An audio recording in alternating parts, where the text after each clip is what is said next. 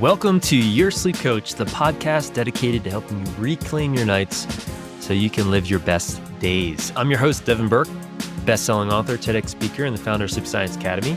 I help exhausted insomniacs fall asleep, stay asleep, and wake up energized using proven science-backed strategies and holistic coaching methods. So whether you're tired of tossing and turning or looking to optimize your rest for better health, you are in the right place. So each episode, we're going to dive into expert insights, practical tips, and real-life success stories to help you sleep deeply to live fully.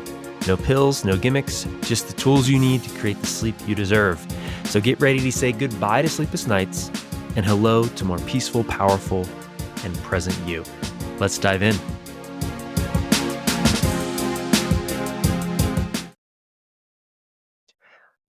Hey friends, and welcome back to Your Sleep Coach. Today we are talking about something that affects millions of sleepers and their partners, snoring and sleep apnea. If you or someone you love snores, stops breathing, or gasps for air in the middle of the night, this episode is for you. Today I am joined by two amazing guests. First, Dr. Chad Dammling, a dual-trained dentist and medical doctor and an oral and maxillofacial surgeon who focuses his work on airway and sleep. And we also have Forrest Ackerman, the Chief Executive Officer of Spectrum Sleep Solutions and the founder of Spring Sleep, a company focused on bringing new non-invasive options for snoring and sleep apnea, like ExciteOSA, which we talk about in this conversation. So thank you both for being here. I'm really excited to have this conversation about snoring, about sleep apnea, about the different treatment options, dental mouthpieces, the newer tongue training therapies, even surgery. The goal here is by the end of this episode to give our listeners a clear path to what they should ask their providers, what options they should explore. So why don't we just start by, a simple, clear definition. What is sleep apnea? And, why does it happen? And then we can start to dive into some of the solutions. Nice. I'm gonna defer to Dr. Dammling on that one. Yeah. So obstructive sleep apnea is really just one of the sleep-related breathing disorders that exists.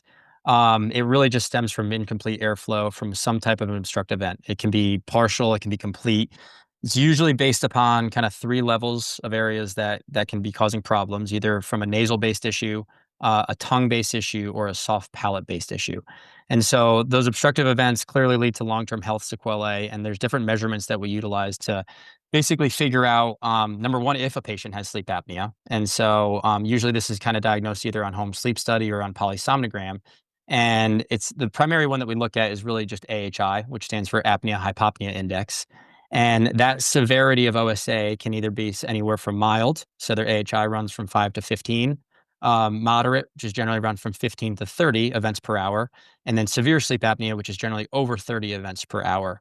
And the interesting thing about sleep-related breathing disorders, and specifically with OSA, is there's also some semblance of snoring, which usually may or may not cause issues with an AHI number, but there's also something out there called upper airway resistance syndrome, which are generally in younger patients, children, adolescents, where they don't necessarily have an obstructive event that meets criteria from an AHI threshold, but they still have daytime fatigue, somnolence, may have behavioral disturbances, learning problems, ADHD, or many of the other sequelae that you can get from a poor overnight's rest.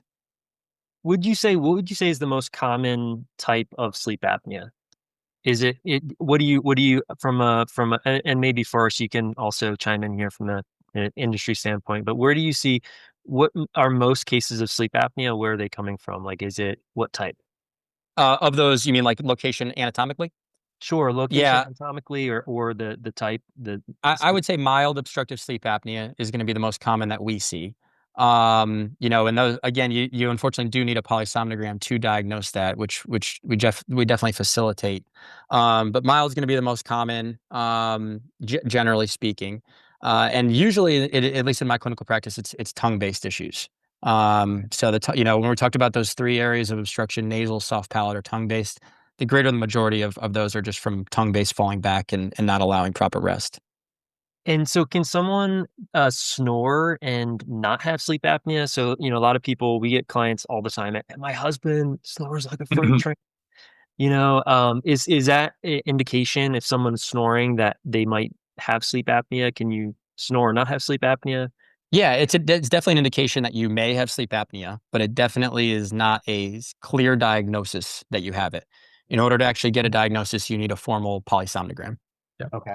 Yeah, and I would say with a lot of the patients we see, it usually functions. Primary snoring functions as a precursor to the apnea hypopnea index events that happen. And so, typically, if someone's snoring really loud, they're close. If someone's snoring very softly, they're not. But again, to Dr. Demling's point, a sleep test is always required to make that definitive diagnosis.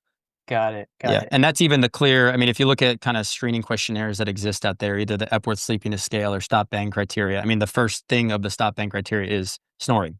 So, it's definitely one of the initial markers of if a patient has some semblance of sleep apnea. Would you say, I mean, how often are people being untreated? How many people, let's just say in America, are walking around with, mild to maybe moderate or severe sleep apnea and they just don't even know it? Quite a lot. Yeah. Yeah. Yeah, from data that we have tested within the market and from being in, the DME and healthcare provider space for the last 40 years, we see that typically around 100 million could be walking around undiagnosed or in primary snoring of some sort of sleep apnea. The Mhm. number is probably closer to like 60 undiagnosed. But the fact of the matter is, it's a huge proportion of the US. A lot of people are not treating it or nipping it in the bud. So those walking around with mild sleep apnea may not be seeking treatment until they get to a moderate state. And so it's a little bit of a messed up thing with our system right now where you almost have to get worse before you can get better. And the reality is walking around with mild sleep apnea untreated has a huge damning effect on other health related issues, heart disease, neurological disease. The comorbidities related to untreated sleep apnea are insane. If you look at the list and if you look how much they cost and what they might be causing later in life. And so we really see that the prime market right now is those who think they might have it, but the treatment options might not be right for them, or they just haven't taken the step to get tested, talk to their physician, understand why they're waking up feeling a little bit groggy, and really trying to put something in action. Yeah, quick, just a quick story. So I know, um, I know people that are extremely fit. I mean, they're like, they look like Men's Health magazine, and and then all of a sudden they start to, like, man, waking up tired or feeling sleepy, and they never would have known that they had sleep apnea. Like that was the thing. So it's not necessarily correlated with weight, right? I know there are a lot of people that if they're overweight, it increases the risk of sleep apnea. Is that correct? Yes. But it's Yes. not directly correlated. You could be the fittest, healthiest person and still have sleep apnea. Yeah, absolutely. Anatomically, for sure. Okay. Okay. And even, I mean, upper airway resistance syndrome patients, to Forrest's point, they will eventually probably get into the point where they have mild to moderate sleep apnea. But especially children and adolescents, they have just generally higher muscle tonicity. So you're not going to necessarily completely obstruct to meet that AHI criteria as readily as someone who may be a little bit older, maybe a little bit heavier. Got it. Yeah, Yeah. one population that we've seen a lot that's more notable, and I'd be curious to hear Dr. Damling's opinion on it, is postmenopausal women Hmm. will develop postmenopause a tissue softening where that tongue, that genioglossus starts to relax, and so a lot of our patients have been postmenopausal women who are looking to, take treatment, but it's been kind of shocking to see how many have come out of the woodwork recently. So Interesting. And now, yeah. does that have to do with the, hormone changes affecting the, muscles, or what's the correlation there? It's, yeah, generally additional fat deposition and softening of the tissue postmenopausally. Interesting. Wow. Okay. Well, ladies, listen to that. So I mean, first, you alluded a little bit to this, and Dr. Dammling, I'd love to hear your thoughts on what are the risks. Let's. I don't want to scare people too much here, but what are the risks of ignoring sleep apnea? If somebody has sleep apnea and maybe they know it, but they don't want to use a CPAP. I hear this all the time. And I think that the CPAP, which we'll get into what that is and how it works, and maybe some other options beyond the CPAP, But what would you say? I mean, what are the risks of somebody that either doesn't know they have sleep apnea that has it, or maybe somebody that just they have it, it's mild, but they're ignoring it because they don't want to use a CPAP. I'll defer to the doctor to start off. Yeah. So yeah, they're all good. Uh, Clinically speaking, Yeah, from a cardiovascular standpoint, I Yeah. mean, hypertension is going to be the biggest one. From an odds ratio number, you're at a 3.8 times risk of developing a stroke, 2.9 odds ratio of having hypertension, heart failure, type 2 diabetes, obesity, depression, coronary artery disease, GI dysfunction. I mean, the list goes on. There's issues with accident related consequences. So falling asleep at the wheel, Mhm. perioperative mortality for actually falling asleep, and then really significant neurocognitive issues, whether it be depression, memory loss, confusion, and all of these are just honestly a direct result of kind of these hypoxic events overnight, where you have a decreased oxygen delivery leading to organ dysfunction or oxidative stress, systemic inflammation, and different endothelial issues where there's damage to the tissue, kind of leading to all these chronic cardiovascular or neurocognitive disorders. Yeah. Wow. Yeah. And I would say said in my terms, which are obviously not as eloquent as Dr. Damling's, would just be lack of oxygen at night. And one thing that we've heard is, when people are able to conquer that airway issue, getting more oxygen and at night gives them a deeper state of sleep. And so they'll say to us, it's the first time I was dreaming again, Mhm. because I just wasn't getting oxygen at night while I was sleeping and not getting that restorative sense of sleep. So aside from all the things that Dr. Damling made, it's also just a better night, a deeper sleep, which again has that compounding effect on all the other organs in the body. So 100%. Sleep yeah, is the superpower when we're getting it. exactly, And exactly. it feels great. Yeah, and the guy that I was mentioning, the super fit guy that found out he had sleep apnea, the main symptom that he was experiencing was brain fog. Mhm. He was just like not all with it. And he noticed, he's like, man, I don't know. And it kind of came out of nowhere. So that's kind of a question is how much of this is genetic versus maybe induced from lifestyle, being overweight versus other factors like we mentioned with the menopausal women. Yeah, I think probably the majority is gonna be lifestyle issues. For the most part, I think anatomically there's always issues because again, if we're talking about an obstruction, we got to look at the different levels of where that would be. And so tongue-based anatomically, nasal anatomically, and then you definitely have age-related changes. There's gonna be an increased rate of risks of sleep apnea as you get older. And that kind of, goes hand in hand with the postmenopausal discussion that we were talking about. It goes hand in hand with weight gain. And so all those things are clearly going to get worse as we age, Yeah. at least based upon the parameters that we use now for diagnosis.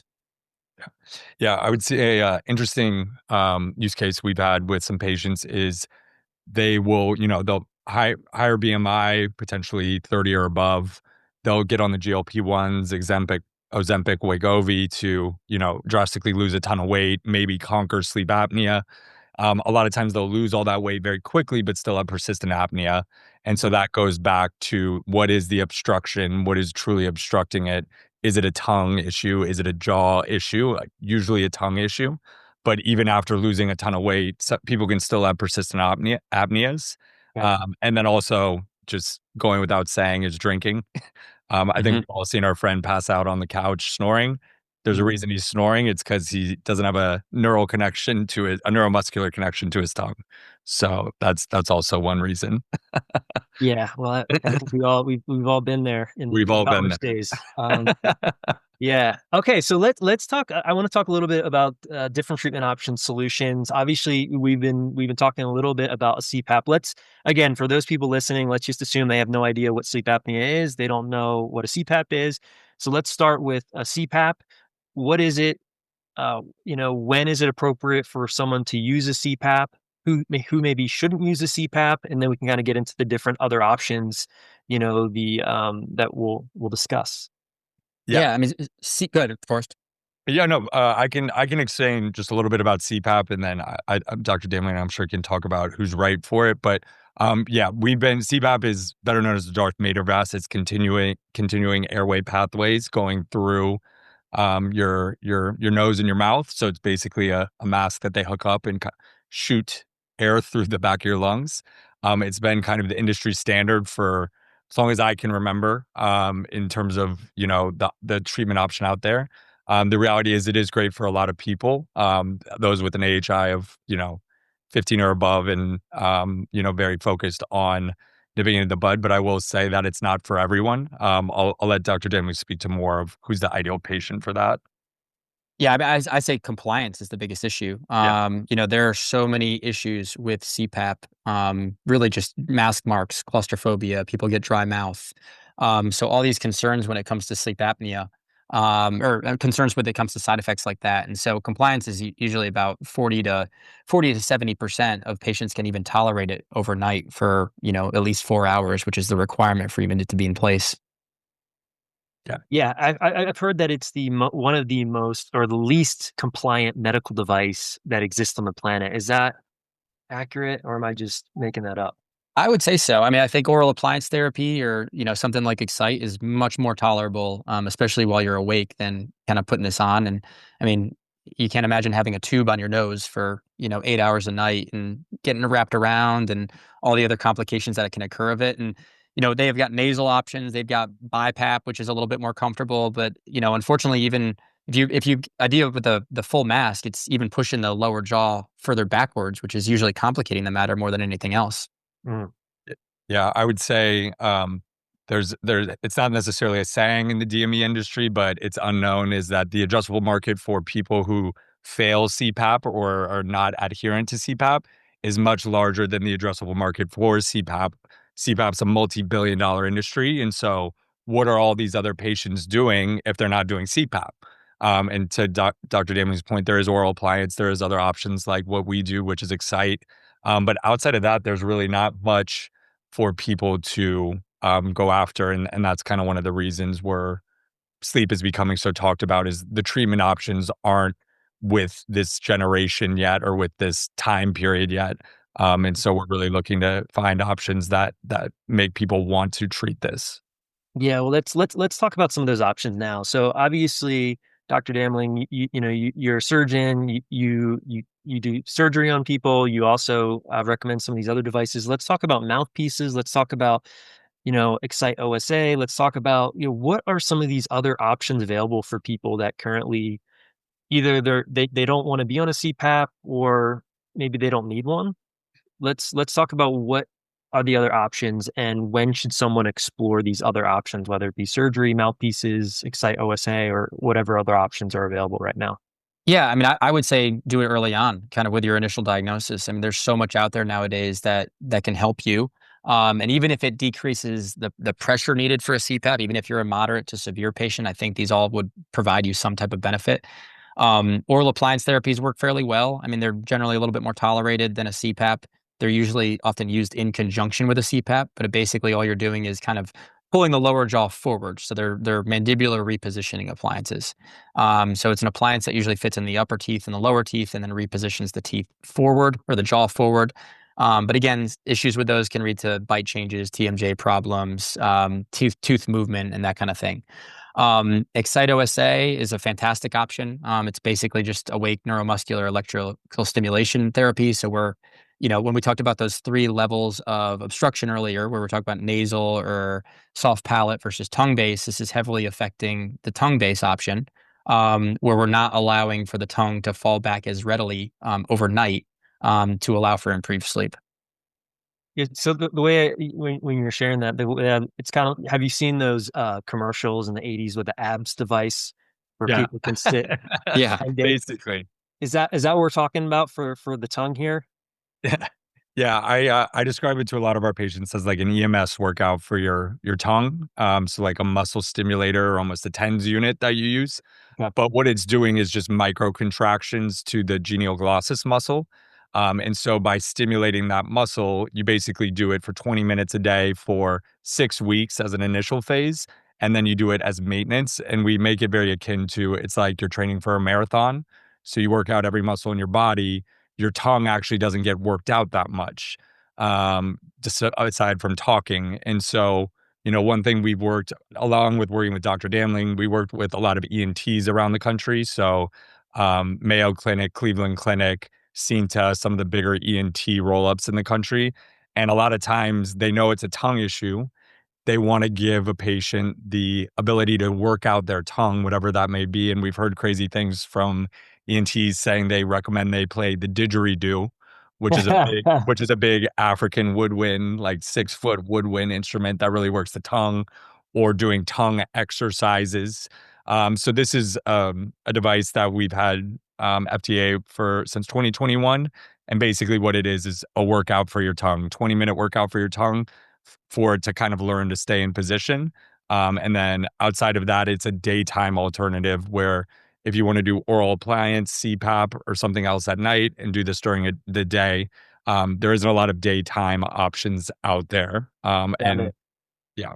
I don't think there's any besides if you want to just exercise your tongue with the Yeah. didgeridoo. I Yeah, don't know if there's. exactly. Yeah, Are but there? you have to give earplugs for all your neighbors if you do that. So it's a double negative. That's for sure. I mean, I am a fan of the didge though. It's a pretty cool instrument. It is.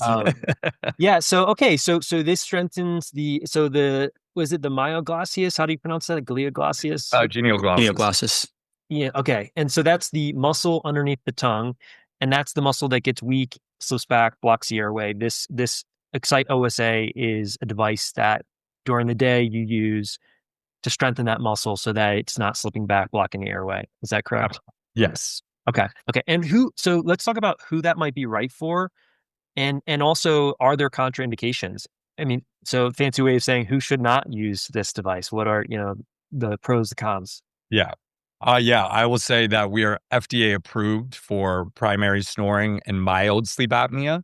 So really that large market that goes without treatment. Once you get to moderate and severe, consulting a physician like Dr. Dammling or any of the great sleep physicians out there is necessary to make sure if you're in a moderate state, you probably need to be doing something at night. And the FDA says that. So I just want to disclose that.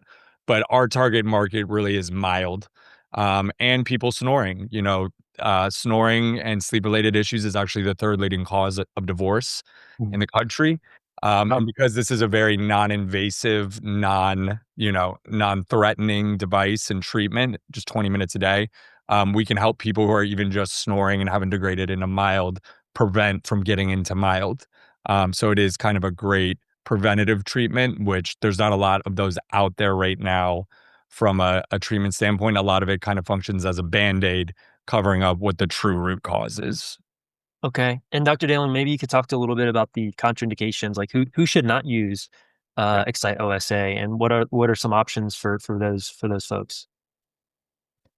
Yeah, I mean, I mean, correct me if I'm wrong, Forrest. I don't think there's a whole lot of patients that can't use this. It's so minimally invasive. It's not a Yeah. formal surgery or anything. I mean, any patient can truly use this. Yeah, our only real ones are under 18, just an FDA thing. Um, if you have tongue jewelry, we haven't clinically tested that people with tongue piercings can use it. Okay. And if you have a pacemaker or pregnant, and that's not for danger. It's just we don't have clinical trials to prove that it's not dangerous for those groups. So we just put that out there. But ultimately, it is just like a workout for your tongue. Nothing truly is going to happen in terms of adverse side effects, other than sometimes you'll get a little bit of pooling from increasing the salivary glands just because they're not being used to work out. But nothing's going to happen with taste or anything like that. So. And also, what about if somebody has fillings or fake teeth or Completely fine. Yeah. no No issues worries. there? Yeah. And what's Awesome. nice about this too, that I talk to patients about is, in that same notion that we were talking about earlier about kind of fat underneath the tongue causing these obstructive events. I mean, it's almost like targeted therapy for that. I mean, they've done studies out there with apneic events versus normal subjects, looking at, normalization for their BMI and kind of equating them together. And patients that have more dense tongue fat at the base of their tongue are going to have more likely to have a higher AHI, more likelihood of having sleep apnea. So this is kind of targeted therapy in that sense to strengthen the muscles underneath. Okay, this question is I appreciate you sharing that. This question is really important because this is a big issue. Usually, the person that's suffering from the snoring is the spouse, right? Mm-hmm. Or the partner, or how do we encourage what does that look like? Let's say my wife, God, man, she's snoring like a freight train. How do I get her to be open to the idea of taking 20 minutes and using this device so that she can stop snoring and improve her health? What would that like? I'm sure you get that question or that comes up. Do you guys have any Yeah. solutions for that? I can take a stab at it. I don't without knowing your wife. Well, she I mean, doesn't. This is yeah. a fake. This is a This fake is being scenario. No, recorded. Don't listen. yeah, I would say, I mean, the most common thing we have happen to us at conferences or meetings or when I'm just talking about it with friends or family is, oh my God, like Steve needs that, Jane needs that, like Carl needs that. And so a lot of times the sleep issues in the bedroom as it relates to sleep, a lot of couples are sleeping away from each other in other rooms because of the issue. Some couples, grow to resent each other because the other one can't sleep or whatever it may be. So I think, I mean, to convince someone to do it is saying, this will be good for our relationship if we're sleeping in the same bedroom. Our relationship is stronger. I won't speak for every couple out there, but typically, if you're getting a sleep divorce, which is sleeping in separate rooms, a lot of times that leads to a real divorce. And I'm not making a sweeping statement. I'm just saying, that's what we've heard because it is the third leading cause behind infidelity and financial issues, which is a pretty shocking statistic.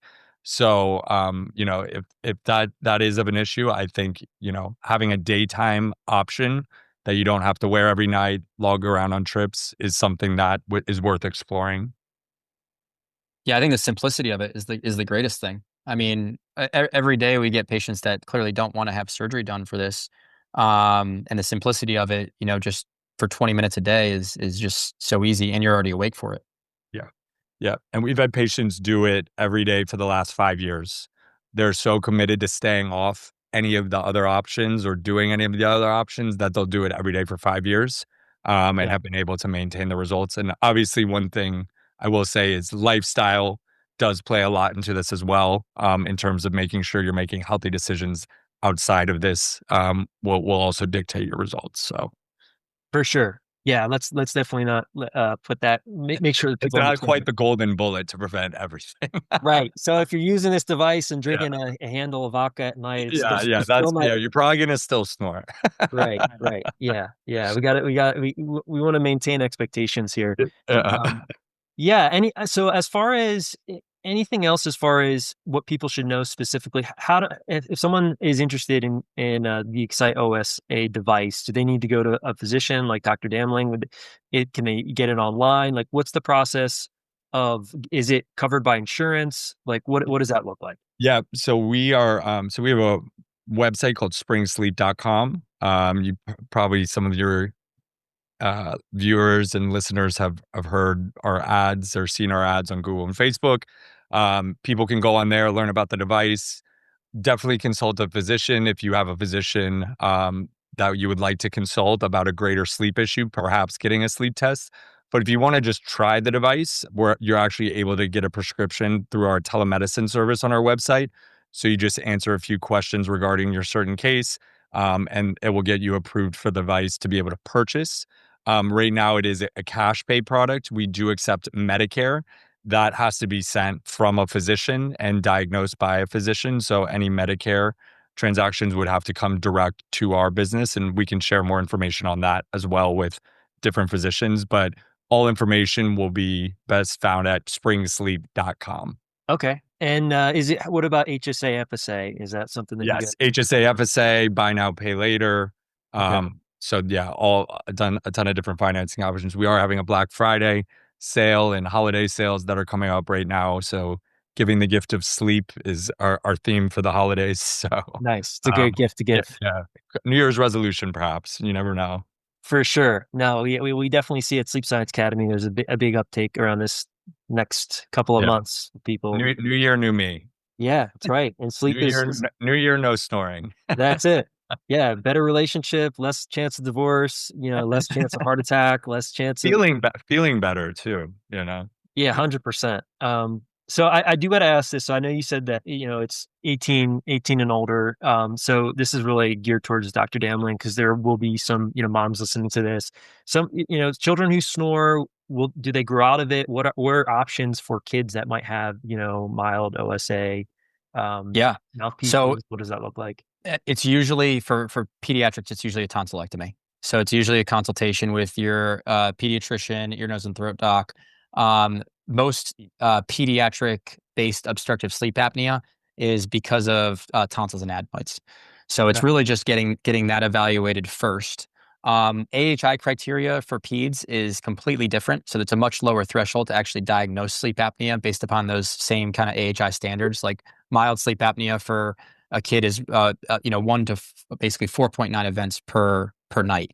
And so there are other definitely causes, craniofacial abnormalities, skeletal retrognathia, meaning the lower jaw is just kind of set back. So there are definitely a lot of other causes that are out there, but generally speaking, it's tonsils and adenoids are first line. Okay. Awesome. Appreciate it. That was for all the moms listening. Well, guys, I really appreciate both of your time. I know how busy both of you are. And for all of our listeners, if you want to learn more, you can go to springsleep.com. And Dr. Damling, is there I guess a website that if someone wants to explore the work that you're doing? Yeah, I mean, they can go to mycenters.com. It's our main website for our office. Or feel free to add me on Instagram. It's just Dammling OMFS is my tag. Okay. Okay, Yep. cool.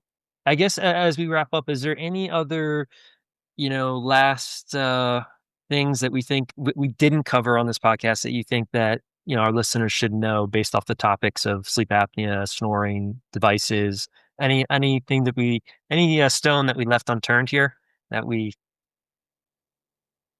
I think if you're serious about your health, you need to be serious about your sleep, and that's a trend that I think is going to continue to really overtake our media and our society in terms of what is true health.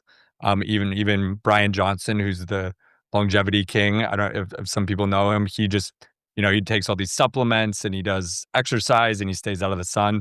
But he says the number one thing you can do to improve your health is get good sleep, lower your resting heart rate, and get the most out of your sleep. And so hopefully some of the listeners want to take action, whether it's working with us with Excite or something else. It's definitely worth doing something.